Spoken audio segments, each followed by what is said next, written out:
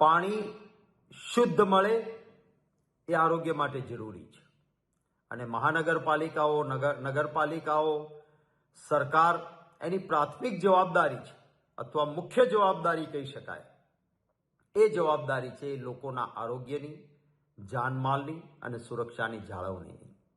કમનસીબે આ અંગે ગંભીરતાથી સરકાર વિચારતી નથી અને એક મોટા પાયે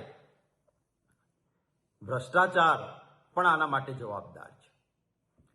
સતત મળતા લોકોમાંથી જે માહિતી પ્રાપ્ત થાય છે, જે કોન્ટ્રાક્ટરો પણ કહે છે કે એક ભય મુક્ત ભ્રષ્ટાચાર, કોમ્પિટિશનમાં ટેન્ડર લાગે તો એ પછી પાર્ટી ફંડમાં કમલમમાં જ પૈસા જમા કરાવવાના, સ્થાનિક હોદ્દેદારોને આપવાના અને સ્થાનિક રીતે પણ પાછી ભ્રષ્ટાચારની માંગ આવે.